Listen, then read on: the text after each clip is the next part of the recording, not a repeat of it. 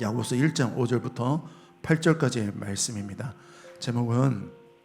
오늘 설교의 제목은 지혜를 구하라 라는 말씀입니다. 야고보서 세 번째 시간입니다. 우리 야고보서 1장 1절을 함께 읽어볼까요? 야고보서 1장 1절을 함께 읽어보시면 함께 읽습니다. 시작. 하나님과 주 예수 그리스도의 종 야고보는 흩어져 있는 12지파에게 문안하노라. 네, 이 야고보 사도가 첫 문장을 흩어져 있는 12지파에게 편지를 쓴 거예요. 이 서신서를 쓴 건데, 흩어져 있는 12지파, 이 야고보서의 편지를 읽게 된 사람들의 처지가 흩어져 있었다는 것입니다. 뿔뿔이 흩어져 있는 상황에 처해 있는 사람들인 거예요. 왜 그럴까요? 왜 흩어져 있을까요? 왜 흩어져 있게 되었을까요? 박해 때문이거든요. 여러 가지 박해를 피해서 흩어져 있던 그 하나님의 백성들, 믿음의 형제 자매들에게 그 편지를 보냈던 거예요. 이 흩어져 있던 사람들은 그들은 직장도 잃었을 것이고 재산도 잃었을 것이고 친구도 잃었을 것이고 그들의 모든 삶의 터전을 잃어버리고 유리하며 방황하는 그런 상태에 있었던 것입니다. 그리고 심지어 살해의 위험도 있었던 거예요. 죽임을 당하는 사람도 있고 잡혀서 옥에 갇히는 사람도 있었던 것이죠. 하루하루 믿음으로 사는 것이 그 기적과 같은 그런 삶을 살고 있었던 거예요. 그들은 예수님을 믿기 위해 이리저리 도망 다녔던 거예요. 이유와 목적, 왜 흩어졌냐면 예수 믿기 위해서요. 예수 잘 믿어보려고 도망간 거죠. 예수 믿으려고. 예수님께 대한 소망을 두고 있었기 때문에 그들은 흩어져 살고 있었던 거예요. 모든 것을 포기하고요. 그런 그들에게, 흩어져 믿음 생활하고 있는 그들에게 첫 번째로 무슨 말을 해야 될까요? 여러분들이라면 무슨 말을 해주고 싶으십니까? 저 북녘 땅에 있는 북한의 지하교회의 형제 자매들에게 무슨 말을 해줄까요? 힘내. 첫 문장을 그렇게 시작할까요? 힘내라고? 그런데 이 힘내라는 말은 아무 도움이 되지 않잖아요. 수용소에 갇혀있고 또 총과 칼에 그런 위협에 놓여 있는 사람들이 힘내. 무슨 힘이 될 수가 있겠습니까? 왜냐하면 그 시련의 강도가 너무나도 크기 때문이에요. 그냥 힘내라는 말이 전혀 도움이 되지 않는 거죠. 아마 그들은 그 이유를 알고 싶었을 거예요. 왜 우리가 흩어져야 되며, 왜 우리가 죽임을 당해야 되고, 왜 우리가 고난을 당해야 되고, 왜 예수 믿었는데 왜 이렇게 일이 안 풀리고, 왜 예수 믿었는데 왜 이전과 다른 삶이 분명히 이전과 다르게 다시 태어난다라고 말씀하셨는데 전혀 달라진 거 없고 전혀 변한 거 없고 믿어도 별반 다른 게 없는 그런 상태가 왜 이렇게 지속이 되고 있고 왜 이렇게 힘들까? 아마 그들도 이런 고민 가운데 있었을 거예요. 그 물음에 대한 답을 야고보가 해주는 거거든요. 사랑하는 형제들이요, 분명 힘들고 어려운 박해와 고난과 시련과 시험이 있게 될 텐데 그 시련을 만나거든 괴로워하고 고통스러워하고 절망에 빠지지 말고 오히려 반대로 그것을 기뻐해봐. 기쁜 거야. 그거는 왠 줄 알아? 지금 너희들이 그 믿음의 시련을 겪고 있지만 이 시련을 통해서 분명히 하나님은 일하고 계시고 역사하고 계셔. 그래서 너희 안에 인내를 만들어 주실 거야. 그리고 그 믿음의 시련이 결국 너희들의 인내를 만들어 주시며 너희를 성숙한 그리스도인으로 만드시기 위한 하나님의 계획 가운데 있는 거야. 이렇게 말씀하고 있는 거네요. 이게 이제 지난주 설교였어요. 그래서 시련을 만나거든 고난을 만나거든 여러분들은 기뻐하십시오. 와! 대박! 이런 시련을, 아무도 겪지 않는 이런 시련을 나에게 허락하셨어? 대박. 하나님 어떻게 나를 만드시고 빚으시려고 과연 하나님 이렇게 하실까? 여러분 이렇게 기대하시고 기뻐하시는 저와 여러분 됐으면 좋겠습니다. 여러분 금 좋아하시죠? 그렇죠. 금 좋아요. 여러분 14K가 좋아요? 24K가 좋아요? 24. 저도 이거 잘 몰랐는데 말씀 준비하면서 14K, 18K, 24K가 있잖아요. 24K가 순금이에요. 99.99%의 순금을 24K라고 얘기해요. 그럼 14K는 금이 14%? 아니에요. 금이 몇 프로냐면 14K는 58.5%라고 그러더라고요. 그리고 18K는 75%. 처음 드시는, 전 14K가 왜 14K고 18K가 왜 18K고 24K가 왜 그런지 몰랐는데 그게 그렇다고 얘기하더라고요. 여러분, 그런데 24K의 그 순금을 얻으려면 여러분 쉽지가 않아요. 어려워요. 여러 가지 재련의 과정을 거쳐야 되는 거예요. 쉽게 얻을 수 있는 게 아니죠. 모든 불순물들을 다 빼내야 되는 거예요. 여러분, 순금이 좋다고 했잖아요. 여러분, 24K의 믿음을 갖고 싶으세요? 14K의 믿음을 갖고 싶으세요? 믿음은 14K.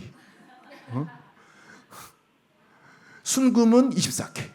아니에요, 여러분. 믿음도 여러분들이 24K 순금, 정금과 같은 그 믿음을 가질 때 여러분을 통해서 하나님이 놀라운 능력을 부어주시고 그런 능력 있고 또 희망차고 아름답고 복된 인생을 살 수 있게 된다는 것입니다.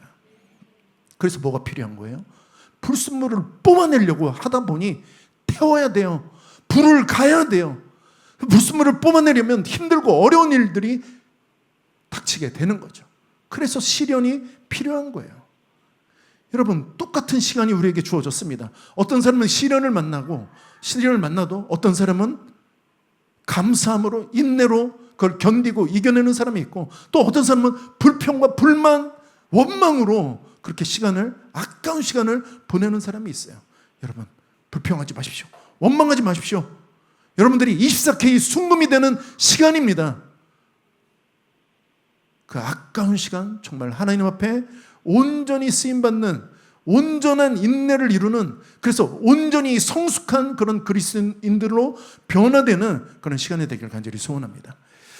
그런데 온전히 인내를 이루려고 하는데, 그런데 우리의 힘과 우리의 능력으로는 그게 되지가 않거든요.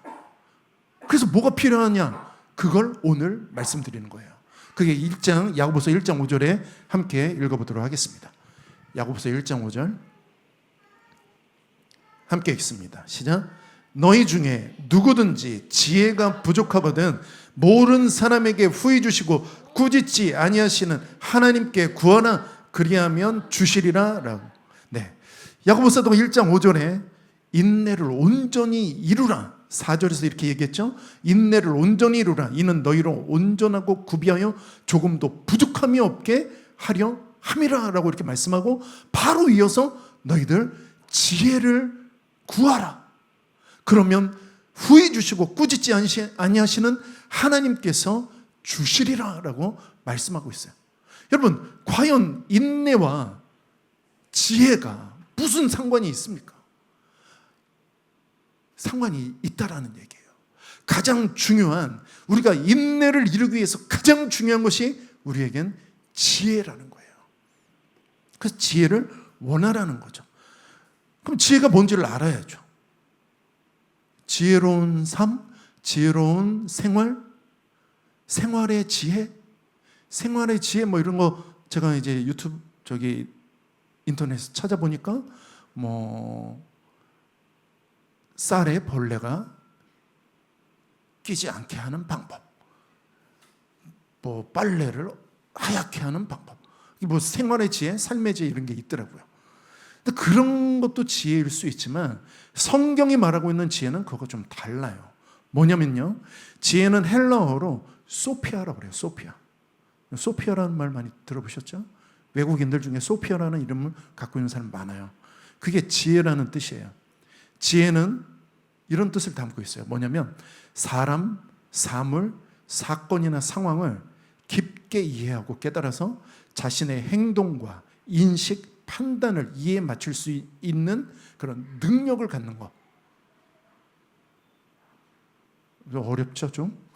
너무 길어서. 이게 뭐냐면 그냥 분별력인 거예요. 분별. 낄 때 끼고 빠질 때 빠질 수 있는 이런 분별력. 내가 여기 가야 돼? 말아야 돼. 내가 이 말 해야 돼? 말아야 돼. 이런 분별력을 갖는 거. 내가 이 일을 해야 돼? 말아야 돼. 이런 분별력을 갖는 것을 지혜라고 얘기하는 거예요.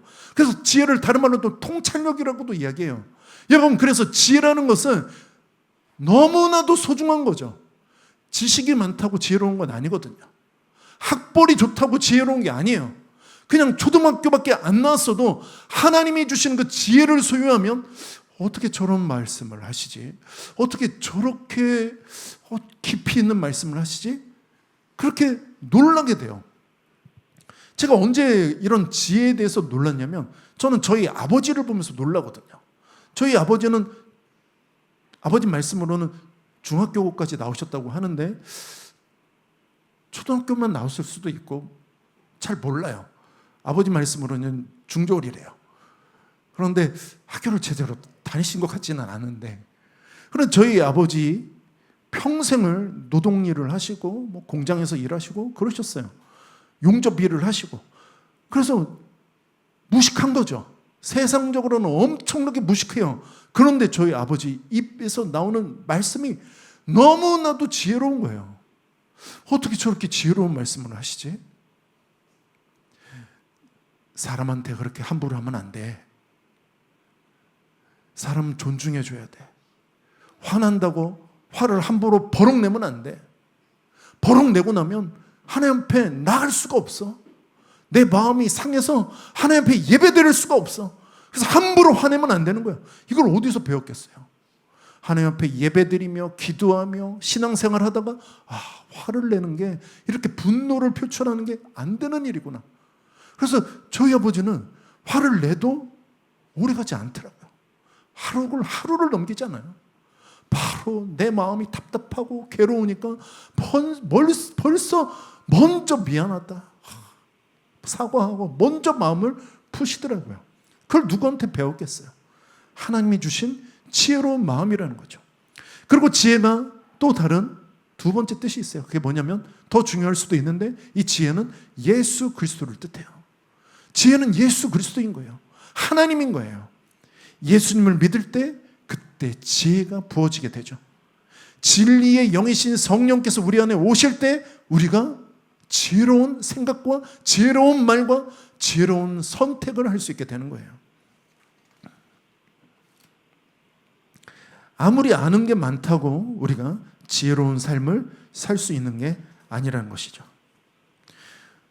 우리가 왜 지혜로운 삶을 살지 못하게 되냐면, 그냥 우리는 육적인 사람이에요. 그냥 육체적이고 육신적이고 그리고 육적인 것을 너무나도 좋아하는 사람들이기 때문에 그렇습니다. 그래서 지혜로운 삶을 살 수가 없는 거예요. 그래서 우리는 감정대로 살고 싶어하고 그냥 느낀 대로 살고 싶어하고 편하게 살고 싶어하고 그냥 내 만족과 유익을 위해서 살고 싶어하는 게 그냥 우리의 본능인 거예요. 그래서 우리는 지혜로울 수가 없습니다. 그냥 서 있으면 앉고 싶어하고 앉아 있으면 어떠세요? 앉아 있으면 눕고 싶잖아요. 네? 아침에 이렇게 일찍 나와가지고 또 주일날인데, 그 쉬는 날인데 눕고 싶고 의자도 참 딱딱하고 좀 푹신했으면 좋겠고 소파를 좀 갖다 놓지, 아니 푹신푹신은 좀 갖다 놓지. 여러분, 정신이 바짝 나야 돼요. 딱딱해야 정신이 바짝 납니다. 푹신하면 어떨까요? 눕고 싶은 거예요. 왜 이렇게 푹신해? 엄마 품 같아. 포근해. 자고 싶은 거죠. 누우면 자고 싶은 거예요. 그 우리의 마음이 그런 거예요. 그래서 우리는 너무나도 육신적이기 때문에 그냥 돈 앞에 눈이 멀어요. 당장의 이익을 쫓아요. 눈이 멀어서. 그래서 엉뚱한 선택을 계속해서 하게 되는 거죠. 좀 더 기다려야 되고, 아니야, 절로 가면 안 돼. 저거는 내 돈이 아니야. 저거는 아니야.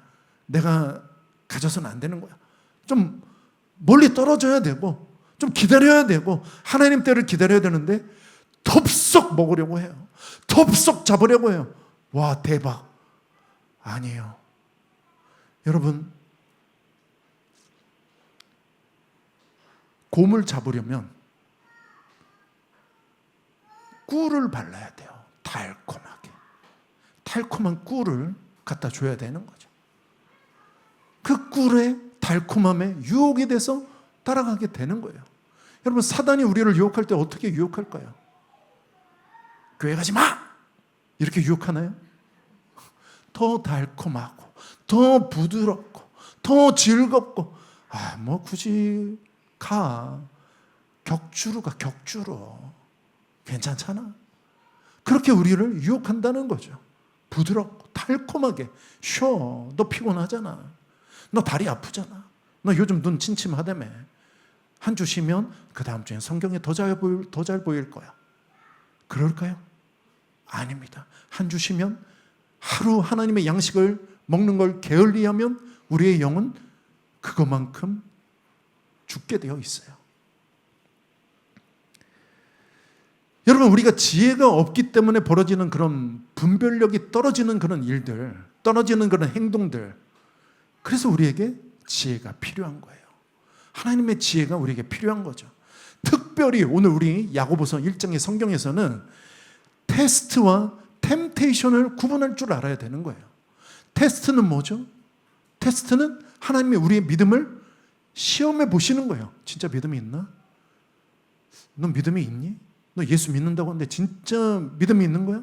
이런 시험, 테스트를 해보기도 하시고, 또는 우리의 믿음을 더욱더 정금과 같이 만들기 위하셔서 우리를 시련과 고난 속에, 그 시험 속에 우리를 던져 놓으시는 거예요. 또 그런 게 있고, 또 하나는 유혹을 받아서 고난과 환난 가운데 처하게 되는 경우가 있는 거죠. 여러분, 우리 성경을 한번 봅시다. 야고보서 1장 13절을 보시면, 야고보서 1장 13절 함께 읽겠습니다. 시작. 사람이 시험을 받을 때에 내가 하나님께 시험을 받는다 하지 말지니 하나님은 아무의 시험을 받지도 아니하시고 친히 아무도 시험하지 아니하시느니라. 여기에 나오는 이 시험이라는 단어와 앞에 나오는 그 시험이라는 단어가 다릅니다. 여기서 말하는 시험은 템테이션이에요. 유혹이에요. 하나님은 악으로 우리를 유인하지 않으세요. 교회 빠져봐. 뭘 그렇게 신앙생활 열심히 해. 좀 쉬어. 돈 벌고 싶잖아. 돈이 중요하지. 교회가 중요해. 돈이 중요하지. 신앙이 중요해. 하나님 둘 다 원하셔. 그렇게 우리의 마음을 유혹하는 건 사단이지 하나님이 아니라고요. 여러분, 하나님은 그래서 우리를 유혹해서 우리를 넘어지게 하고 고난과 시련 속에 빠뜨리는 분이 아니라는 거예요. 그러면 왜 이런 유혹 속에 우리가 넘어져서 때로는 고난에, 또는 시련에, 때로는 아픔에 우리가 처하게 되냐면, 14절, 1장 13절 읽도록 합시다. 14절, 15절 같이 읽게요. 시작. 오직 각 사람이 시험을 받는 것은 자기 욕심에 끌려 미혹됨이니 욕심이 잉태한 즉 죄를 낳고 죄가 장성한 즉 사망을 낳느니라. 이렇게 말씀하고 있어요. 오직 각 사람이 그런 유혹을 받는 것, 죄의 유혹을 받는 것은 자기 욕심에 끌리는 거예요. 여러분, 누가 사기를 당하나요? 어리석은 사람이 사기를 당하나요? 똑똑한 사람이 사기를 당하나요? 누가 사기를 잘 당하죠? 똑똑하다고 생각하는 사람이 사기를 아주 잘 당해요. 물론 어리석은 사람도 사기를 당하겠죠. 그런데 그 마음에 돈 욕심이 있기 때문에 사기를 당하는 거예요. 대박이 난대. 저기에 투자하면 대박이 난대.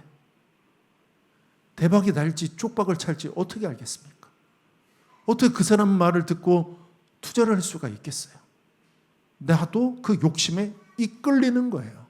욕심에 이끌리니 그 욕심에 이끌려서 대박을 쫓았는데 쪽박을 차게 되고, 그래서 그 빚을 갚아야 되는 그런 일들이 생기게 된다는 것이죠.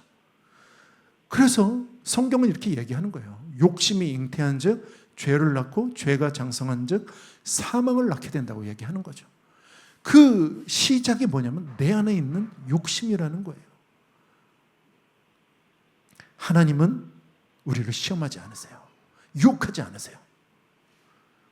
이게 분별이 돼야 되는 거예요. 믿음을 테스트하는 시간에는 우리는 인내하는 거죠. 그러나 죄의 유혹에 빠져 징계하시는 시간에는, 죄의 유혹에 빠져 우리가 고난과 아픔과 슬픔의 시간을 보낼 때는 그때도 인내해야 되나요? 아닌 거예요. 그때는 뭘 하셔야 되냐면 회개하셔야 돼요. 그때는 회개의 시간인 거죠. 여러분, 그래서 하나님의 징계를 이상하게 생각하면 안 되는 거예요. 그냥 내 탓인 거죠. 내가 죄 저질러 놓고, 그러니까 내가 그 뒷수습하는 거예요. 근데 내 힘으로 안 되니까 하나님이 도와주시는 거죠. 여러분, 그 징계를 이상하게 생각해서는 안 되는 거예요. 히브리서 12장 5절 6절에 보시면 이렇게 말씀해요. 또 아들들에게 권하는 것 같이 너에게 권면하신 말씀도 잊었도다. 일렀으되 내 아들아, 주의 징계를 경히 여기지 말며 그에게 꾸지람을 받을 때에 낙심하지 말라. 주께서 그 사랑하시는 자를 징계하시고 그가 받아들이시는 아들마다 채찍질하심이라 하였으니 라고 말씀하고 있어요. 여러분, 징계는 누가 받아요? 하나님의 자녀가 받는 거예요. 여러분, 자녀가 아니라면 하나님 그냥 내버려 두세요. 여러분, 우리를 올바른 길로 인도하시기 위하셔서 하나님이 징계를 또한 허락하시는 거예요. 유혹에, 죄의 유혹에 빠져 허덕이고 있는 그런 상황 가운데 사람들을 하나님께서 징계하시는 이유는 사랑하기 때문이죠. 돌아오라는 거예요. 여러분, 남의 집 자식 혼내는 사람 봤습니까? 없어요. 한 번 봤어요. 저희 아내가 남의 집 자식을 혼내더라고요. 사랑해서 그랬어요? 네, 사랑해서 그랬대요. 그리고 나서 그 아이가 우리 집에 안 와요. 잘 안 오려고 했었어요, 한동안. 근데 요즘은 다시 오는데, 왜냐면 남의 엄마한테 혼났으니까. 우리 엄마도 아니고. 그리고 얘가 한동안 또 안 오더라고요. 근데 최근엔 다시 오기 시작하는데, 그래, 남의 집 자식 혼내지 않아요. 내 자식이 아니니까. 사랑하지도 않으니까. 근데 제 아내는 사랑해서 혼냈다고 그래요. 근데 제가 볼 때는 약간 직업병인 것 같기도 하고, 사랑이라고 하니까 믿겠습니다. 네.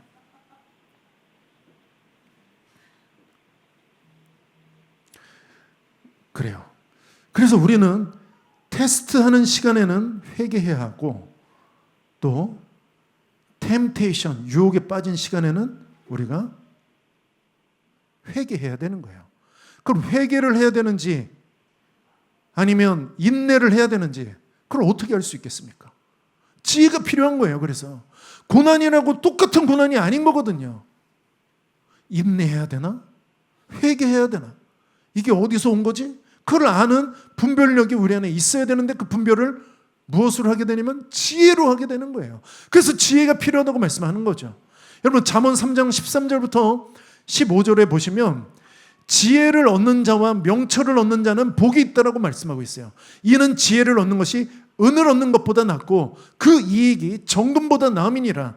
지혜는 진주보다 귀하니 네가 사모하는 모든 것으로도 이에 비교할 수 없도다라고 말씀하고 있어요. 지혜가 금은 보석보다도 더 유익하며 지혜를 사모하는 것이 정말로 소중하고 귀한 것이다 라고 말씀하고 있는 거죠. 그 지혜의 중요함에 대해서 잘 모르겠다면, 지혜가 꼭 필요한가? 지혜가 꼭 있어야 되나? 이런 것에 대해서 잘 필요성을 못 느낀다면, 여러분, 그러면 반대로 좀 생각해 보시면 돼요. 지혜롭지는 못한데 우리 아내가, 우리 남편이, 우리 자녀가 지혜롭진 못한데, 그 지혜는 없어. 그런데 어리석어. 멍청해. 여러분, 어떻게 생각하세요? 지혜롭진 않은데, 여러분, 지혜롭진 않다는 게 뭐냐면 어리석은 거예요. 반대말이. 어리석고 멍청하고 사리 분별을 잘 못하는. 안 되잖아요. 너무 가슴 아프잖아요. 우리 남편이 어리석어. 우리 아내가 어리석어. 우리 자녀들이 어리석어. 너무나 가슴 아픈 일이에요. 그래서 지혜로워야 되는 거예요. 생각만 해도 끔찍하잖아요. 그럼 지혜를 어떻게 해야 우리가 얻을 수 있냐면, 잠언 9장 10절에 이렇게 말씀하고 있어요. 잠언 9장 10절 말씀 함께 읽습니다. 여호와를 경외하는 것이 지혜의 근본이요 거룩하신 자를 아는 것이 명철이니라 라고 말씀하고 있어요. 이거 좀 쉬운 성경으로 보면 여호와를 두려워하는 것이 지혜의 첫걸음이요 거룩하신 분을 아는 것이 깨달음이다 라고 이렇게 말씀하고 있어요. 여러분, 지혜를 원한다면 하나님을 경외하시기 바랍니다. 지혜로운 마음을 얻기를 원하신다면 하나님을 경외하는 거예요. 하나님을 두렵고 떨림으로 존경하는 거죠. 그걸 경외라고 얘기하거든요. 두렵고 떨림으로 하나님을 바라보는 거예요. 전능하신 하나님, 그 위대하신 하나님을 바라보는 거예요. 여러분, 우리가 하나님을 하찮게 생각하고 하나님을 업신여기면 하나님 너무나도 마음 아파하세요. 하나님은 우리의 존경과 사랑과 두려움을 받으실 대상이기 때문에 그렇습니다. 그리고 그럴 때 하나님께서는 우리에게 지혜를 부어주시는 거예요. 그것이 지혜의 첫걸음이라는 거예요. 하나님을 경외하시는 저와 여러분 모두가 될 수 있었으면 좋겠습니다. 그리고 하나님을 경외하게 되면 우리에게 어떠한 증상이 나타나게 되냐면 하나님 두렵잖아요. 하나님 때론 무섭기도 하잖아요. 하나님 엄청난 분이시잖아요. 그럼 우리 마음에 무슨 마음이 생기냐면 죄를 미워하게 돼요. 악한 길로 가지 않게 됩니다. 하나님이 만만하면 죄도 마음대로 짓게 돼요. 뭐 이 정도 죄를 저질러도 뭐 하나님 뭐 아무렇지도 않네, 괜찮네, 할만하네, 그렇게 되는 거예요. 잠언 8장 13절에 이렇게 얘기해요. 여호와를 경외하는 것은 악을 미워하는 것이라 나는 교만과 거만과 악한 행실과 패역한 일을 미워하느니라 라고 말씀하고 있어요. 여러분, 하나님이 두렵고 떨리는 그런 대상이라면 함부로 살 수 없는 거죠. 그래서 잠언 8장 17절에 또 이렇게 말씀해요. 나를 사랑하는 자들이 나의 사랑을 입으며 나를 간절히 찾는 자가 나를 만날 것이라고 말씀하는 거예요. 하나님을 경외함으로 하나님을 간절히 사랑하며 찾으시기 바랍니다. 하나님을 소원하세요. 하나님 만나기를 원하세요. 그러면 어떻게 하신다고요? 너희를 만나주신다라고 말씀하고 있어요. 왜 하나님이 안 느껴지지? 왜 하나님은 나에게 역사해 주시 않으시지? 이유가 있어요. 뭐냐면 내가 하나님을 찾지는 않기 때문에 그런 것이죠. 하나님을 찾으세요. 구하고 찾고 두드리라는 이야기는 돈을 구하고 찾고 두드리라는 이야기가 아니라 하나님을 구하고 찾고 두드리라는 이야기예요. 하나님을 그렇게 원하라는 이야기입니다. 그렇게 지혜는 하나님을 바라볼 때 주어지는 거예요. 그리고 지혜는 하나님의 선물인 거예요. 하나님을 바라보지 못하면 지혜가 생기지 않습니다. 지혜가 생기지 않으면 올바른 통찰력과 판단력과 그런 건강한 의사결정의 능력이 상실되게 되는 거예요. 여러분, 헛똑똑이라고 들어보셨어요? 헛똑똑이? 헛똑똑이 많으시죠? 똑똑하다고 생각하신가요? 나 자신을? 그러면 헛똑똑이인 거예요. 난 똑똑한데. 아니에요, 여러분. 겸손해야 되는 거예요. 저는 아는 게 없습니다. 저는 똑똑하지 않습니다. 저는 무능합니다. 저는 아는 게 없습니다. 영적인 것도 아는 게 없습니다. 하나님에 대해서 아는 것도 없습니다. 하나님 알려주십시오.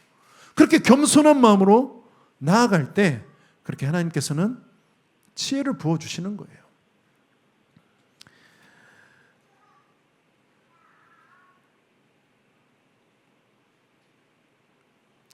시편 14장 14편 1절에 보시면 여러분, 어리석은 사람의 가장 특별한 특징이 나와요.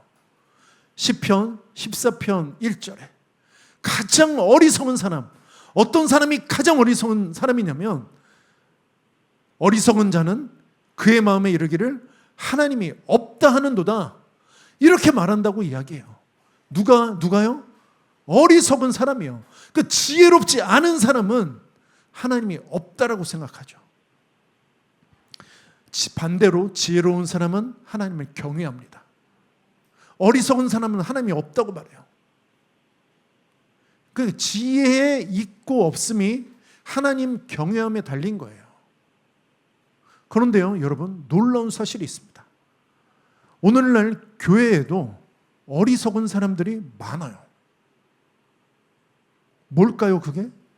그러면 하나님이 없다고 말하는 사람들이 교회에 많다는 이야기일까요? 그건 아니거든요. 그러니까 교회 안에 예배를 드리러 오면서 하나님 없어. 그러면서 예배 드리는 사람은 없잖아요. 그런데요, 하나님이 없지는 않지만 하나님 있어라고도 그렇게 당당하게 고백하며 하나님 편에 예배 드리는 사람들이 또 많지는 않은 거예요. 그냥 하나님이 있는 것처럼 사는 거죠. 정말 하나님이 있어. 하나님 살아계셔. 나를 도와주셔. 나에게 역사하시는 분이야. 이렇게 믿지 않고요. 그냥 하나님 있는 것처럼 그렇게 신앙생활하는 거예요. 그게 하나님 안 믿는 거랑 똑같은 거거든요. 그냥 하나님 반만 믿는 거나 하나님 안 믿는 거나 똑같아요. 하나님 99% 믿는 거랑 하나님 안 믿는 거랑 똑같아요, 여러분. 그래서 순도 100%의 믿음이 우리에게 필요하다는 것이죠. 그러니까 믿느냐 아니냐인 거예요. 진짜 믿음이 있냐? 아니냐. 그럼 그 믿음이 작을 수는 있어요. 여러분, 금이 한 돈짜리도 있고 금괴 한 덩어리의 그런 사람도 있고, 그러니까 금은 금이잖아요. 순금은 순금이라고요. 그런 믿음 있는 사람이 있고 크냐 작으냐의 문제일 뿐인 것이죠. 진짜가 되어야 되는 거예요. 하나님을 있는 것처럼 그렇게 믿으며 사는 그런 형식적인 그런 믿음에는 아무런 힘도 아무런 능력도 없게 되는 거예요. 그런 흉내만 내는 신앙으로는 하나님의 힘과 능력을 절대로 경험할 수 없습니다. 진짜 하나님이 있습니다. 하나님 살아계십니다. 지금도 역사하고 계십니다. 내가 그 하나님을 온전히 믿지 못할 뿐인 거거든요.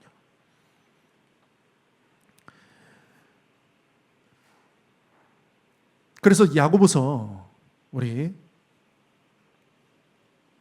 3장 17절부터 18절을 보시면 하나님이 주시는 그런 지혜에 대해서 설명해 주고 있어요. 하나님이 주시는 지혜. 야고보서 3장 17절 18절 함께 읽습니다. 시작. 오직 위로부터 난 지혜는 첫째 성결하고 다음에 화평하고 관용하고 양순하며 긍휼과 선한 열매가 가득하고 편견과 거짓이 없나니 화평하게 하는 자들은 화평으로 삼아 의의 열매를 거두느니라. 여러분, 지혜는 하늘에서 오는 거예요. 그리고 그 지혜에 이게 진짜 지혜인가? 여러분, 그냥 똑똑한 거랑 지혜랑은 다르다고 말씀드렸죠? 세상적인 지혜와 하나님이 주시는 지혜가 또 다르다고 이야기하고 있어요. 세상이 주는 지혜는 시기와 다툼이 일어나요. 똑똑한 척하고 그래. 뭐 대단한 척하고 그래. 그래서 시기와 다툼 가운데 나의 그 지혜가 드러나는 것들이 그런 어려움을 겪게 만들어요. 자랑하게 만듭니다. 그러나 하늘로부터 오는 지혜는 순결한 거예요. 순수합니다. 그리고 성결합니다. 그리고 하늘로부터 오는 지혜는 평화를 사랑해요. 평화를 끼칩니다.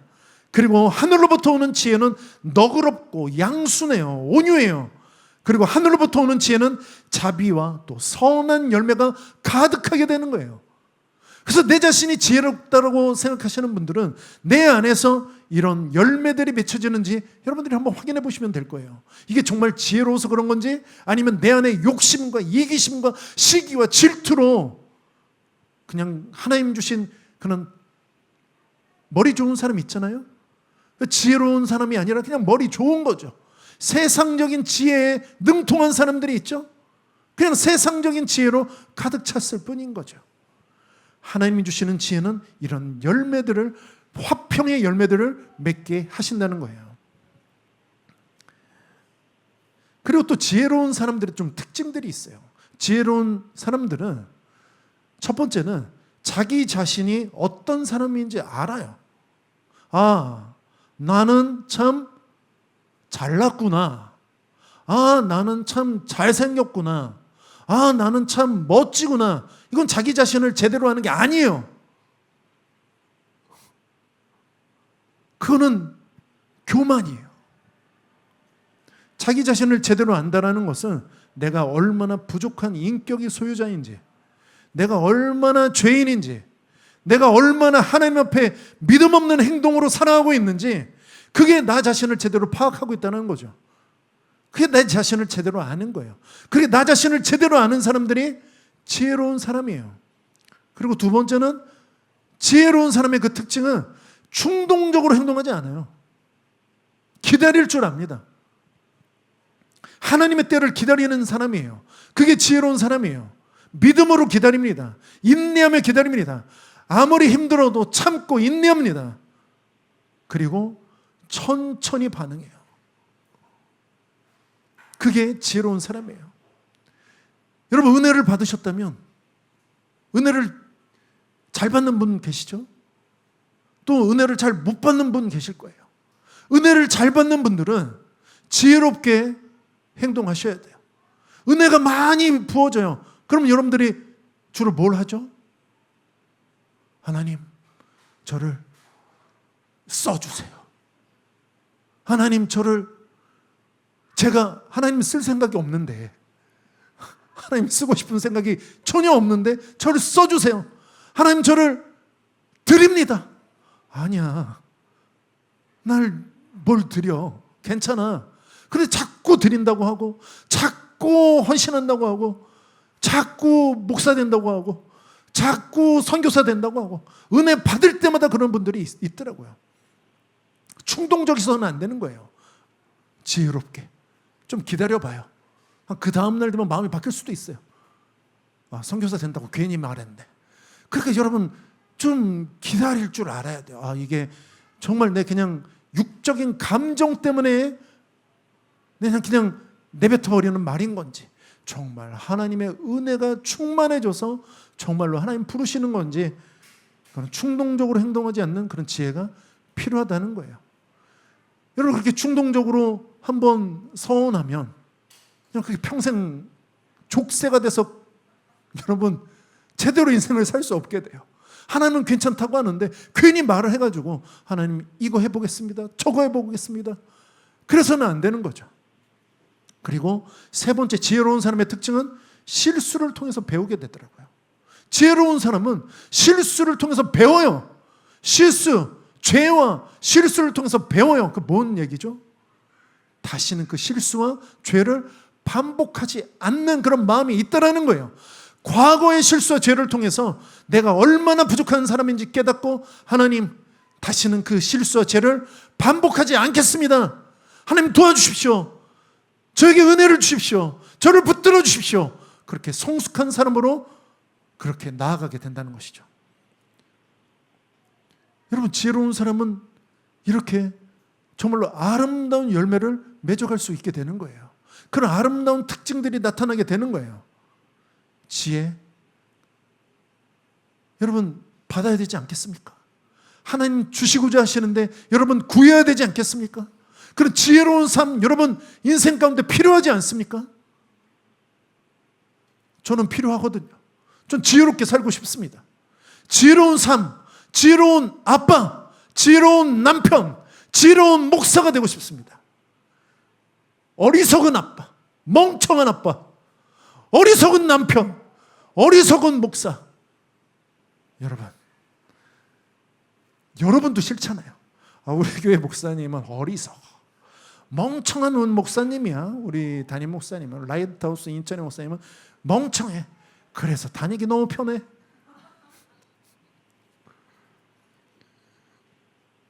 아니거든요. 지혜로운 목사님, 하나님을 경외할 줄 아는 목사님, 하나님을 경외하는 남편, 하나님을 경외하는 아내, 이런 게 여러분들 되어야 되지 않겠습니까? 여러분 지혜의 사람 하면 여러분 생각나는 사람 있잖아요. 솔로몬. 이 솔로몬이 열왕기상 3장 9절과 10절에 이렇게 하나님을 만나게 돼요. 하나님 앞에 기도하게 돼요. 뭐라고 기도하냐면 열왕기상 3장 9절과 10절 제가 읽겠습니다. 누가 주의 이 많은 백성을 재판할 수 있사오리이까? 듣는 마음을 종에게 주사 주의 백성을 재판하며 선악을 분별하게 하옵소서. 솔로몬이 이것을 구하매 그 말씀이 주의 마음에 든지라라고 말씀하고 있어요. 솔로몬이 다윗에 이어서 이스라엘의 왕이 됐습니다. 그런데 하나님 앞에 기도할 때 솔로몬이 이렇게 기도하는 거예요. 하나님, 이 수많은 백성들을 어떻게 통치할 수 있겠습니까? 저같이 무능하고 어린 그렇게 능력 없는 제가 어떻게 이 민족을 다스릴 수 있겠습니까? 이 종에게 주의 백성을 재판하여 선악을 분별하게 하옵소서. 그리고 저에게 듣는 마음을 허락해 주시옵소서 라고 그렇게 기도하게 돼요. 근데 이 마음을 누가 좋아하시냐면 하나님이 기뻐하세요. 하나님이 너무나도 흡족하게 생각하시는 거예요. 와, 진짜 정말로 내가 듣고 싶어하던 기도를 하는구나. 여러분, 그래서 기도는요, 하나님이 듣고 싶어 하시는 기도를 하시는 거예요. 그냥 이거 주세요, 저거 주세요, 이거 하나님 주실 때까지 제가 기도하겠습니다. 그래서 작정기도 이런 거, 여러분, 작정기도 작정하지 마세요. 하나님 너무 힘들어하세요. 아니야, 제발 그 작정은 하지 마라. 여러분, 무슨 뭘 투쟁하냐? 시위하는 거야? 하나님이 들으시는 기도, 하나님이 원하시는 기도를 하셔야 되는 거예요. 주의 마음에 드는 기도, 솔로몬처럼 하나님 들을 귀를 주시옵소서. 하나님 백성들을 통치할 수 있는 지혜를 주시옵소서. 이게 지혜를 달라는 소리였거든요. 그러자 하나님께서 3장 11절과 13절에 응답해 주세요. 열왕기상 3장 11절과 13절에 어떻게 응답해 주시냐면 우리 함께 읽어보도록 하겠습니다. 함께 읽습니다. 시작. 이에 하나님이 그에게 이르시되 네가 이것을 구하도다. 자기를 위하여 장수하기를 구하지 아니하며 부도 구하지 아니하며 자기 원수의 생명을 멸하게도 구하지 아니하고 오직 송사를 듣고 분별하는 지혜를 구하였으니 13절 내가 구하지 아니한 부귀와 영광도 내게 주노니 내 평생의 왕들 중에 너와 같은 자가 없을 것이다 라고 하나님께서 말씀해 주십니다. 여러분, 무엇을 구하셔야 돼요? 하나님이 원하시는 것을 구하세요. 하나님이 원하시는 게 무엇입니까? 오늘 야고보서에 지혜를 주기를 원하신다고 말씀하고 계세요. 그렇다면 여러분들은 지혜를 구하세요. 그럼 지혜를 어떻게 구하셔야 돼요? 하나님을 경외함으로 구하는 겁니다. 하나님을 두렵고 떨림으로 그렇게 하나님을 인정하는 거예요. 인정해 드리는 거예요. 하나님 높으신 분이십니다. 하나님 영광 받으시는 분이십니다. 하나님 전능한 분이십니다. 하나님 놀라운 분이십니다. 그렇게 기도할 때 하나님이 우리의 지혜를 주시며 물론 부귀와 영광도 우리에게 주실지 안 주실지 모르겠지만 여러분, 그래서 조금은 기대하면서 하나님, 솔로몬 봤습니다. 하나님, 그래서 하나님 그렇게 기도하고 싶습니다. 지혜를 주시옵소서. 부귀와 돈과 명예는 저에게 중요하지 않지만 그래도 하나님 혹시 모르니까 주실 거면 주시옵소서. 그렇게 기도해 보시는 거죠. 혹시 주실 수도 있거든요. 그러나 이 솔로몬의 지혜를 구하는 이 기도, 그런데요, 모세는 또 이렇게 지혜로운 마음을 달라고 기도하고 있어요. 시편 90편에 보시면 시편 90편 보도록 합니다. 시편 90편의 12절을 함께 보겠습니다. 이건 모세가 쓴 시편인데요, 모세는 또 이렇게 지혜로운 마음을 달라고 기도하고 있어요. 90편 12절 함께 읽습니다. 시작. 우리에게 우리 날 계수함을 가르치사 지혜로운 마음을 얻게 하소서. 이게 무슨 말이에요? 내가 살아갈 수 있는 그 시간, 내 인생의 그 기간이 어느 정도가 되는지 그 날을 저에게 가르쳐 주세요. 제가 50에 이 세상을 떠날지, 제가 60에 떠날지, 70에 떠날지, 하나님 그 남은 날을 저에게 깨닫게 해주셔서 지혜로 마음을 얻게 해주세요 라고 그렇게 기도하고 있습니다. 여러분, 지혜가 또 어떨 때 생겨요? 네, 나에게 남은 날이 과연 얼마가 있을까? 그럴 때 지혜로운 마음이 생기는 거예요. 그냥 무한정 나는 죽지 않아. 나는 하나님이 사랑해 주셔서 나는 잘 죽지 않아. 그렇게 해 주실 것 같아.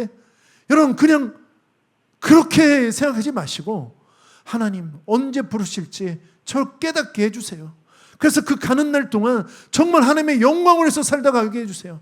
그렇게 지혜로운 마음을 갖게 해주세요. 그렇게 기도하는 저 여러분들이 되어야 한다는 것이죠.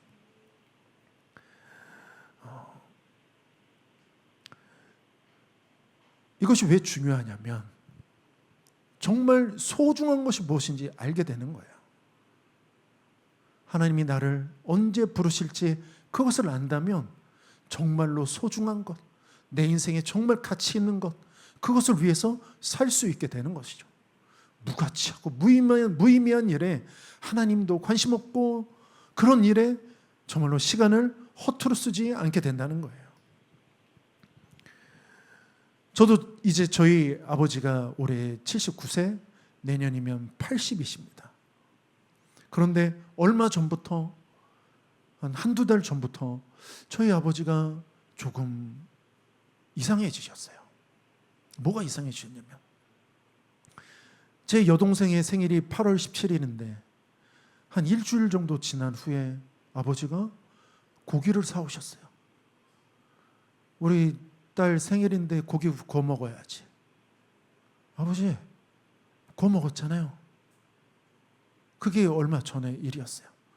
그런데 어제, 엊그젠가요? 또 우리 집에서, 저희 집에서 이제 고기를 구워 먹는데 아버지를 이제 모시고 저희 아들 10살 은찬이랑 이렇게 고기를 구워 먹는데 아버지가 그런 얘기를 하시는 거예요. 저희 아들의 생일은 8월 2일이거든요. 그리고 엊그저께는 9월 20 며칠이잖아요. 근데 저희 아버지가 은찬이 생일날 맛있는 거 선물도 못 해주고 그래서 참 미안하네, 그런 말씀을 하시는 거예요. 근데 제 아들 은찬이 생일날 같이 가서 고기 먹었거든요. 근데 아버지가 또 그런 얘기를 하시는 거예요. 그래서 제 마음이 많이 안타깝고, 그리고 아버지를 위해서 아버지가 원하시는 것들을, 더 많은 것들을 해드려야 되겠다. 그래서 몇 달 전부터 아버지가 뭘 하나 사달라고 계속 했거든요. 골프채를 하나 사달라. 근데 뭐 이제 밖에 나가서 하는 큰 그런 골프장의 골프채가 아니라 그냥 파크 골프라고 해서 골프채 하나로 그냥 계속 하는 그런 게 있더라고요, 어르신들. 몇 달 전부터 사줘라 하는데 그걸 뭘, 이런 마음 겪다가 아버지가 그런 모습을 보고 빨리 사드려야 되겠다. 그래서 제가 남은 날이 얼마 남지 않을 수도 있겠다. 그래서 샀어요. 그렇게 비싸진 않은데. 근데 이게 일본에서 이렇게 오느라고 이게 한 열흘 정도 걸리는 거예요. 근데 어제 문득 제가 그런 이 설교를 준비하면서 하나님 앞에 그렇게 기도했어요. 저희 아버지한테도 말씀드렸죠. 아버지, 오고 있어요. 선물이 오고 있어요. 골프채가 오고 있어요. 했더니 아버지가 너무 기뻐하시는 거예요. 그런데 어제 이 설교를 준비하면서 이 골프채가 오기 전에 아버지 돌아가시면 어떡하지? 문득 이런 생각이 나는 거예요. 그래서 제가 어젯밤에 하나님, 골프채는 받고 하나님 몇 번 치다가 하나님 날아갈 수 있도록 하나님 도와주세요. 그렇게 간절한 마음으로 기도했다니까요. 남은 날을 알 수가 없거든요. 골프채가 오기도 전에 하나님 날아가시면 하나님 좀 서운합니다. 골프채가 와서 몇 번 치다가 그 즐거움을 누리다가 하나님 날아갈 수 있게 도와주세요. 여러분, 우리의 육신은 날로 날로 연약해져 갈 것입니다. 우리의 부모님 눈을 날로 날로 연약해져 갈 것입니다. 그러나 우리의 영혼은 날로 날로 강건해져야 될 줄 믿습니다.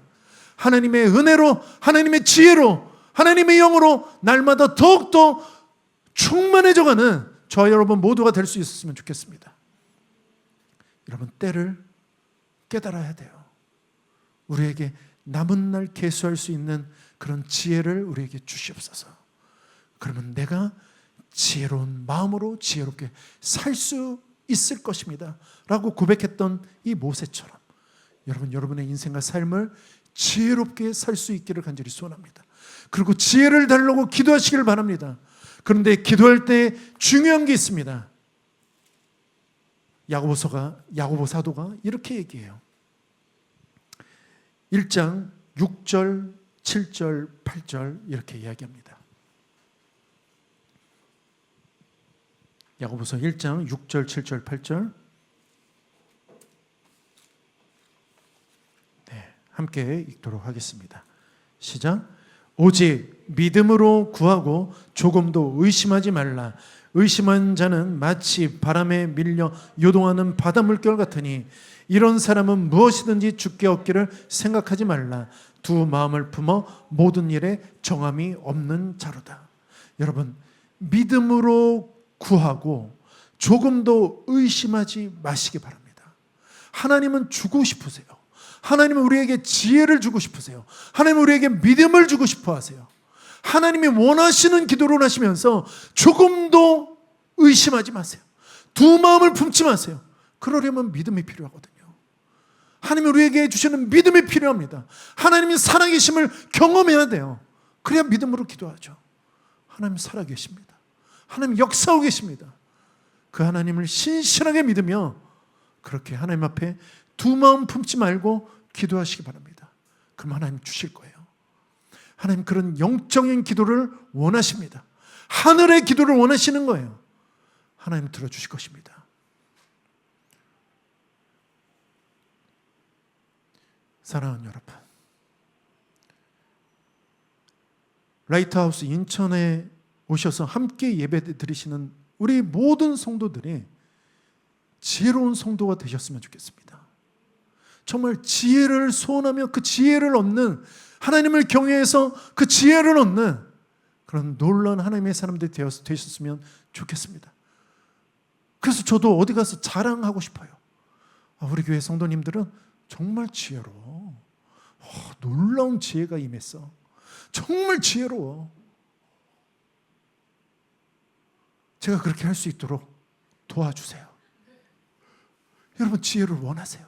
하나님 주시는 지혜를 원하세요. 다른 것보다 지혜를 원하세요. 솔로몬처럼 그렇게 원하시는 저와 여러분 모두가 될 수 있었으면 좋겠습니다.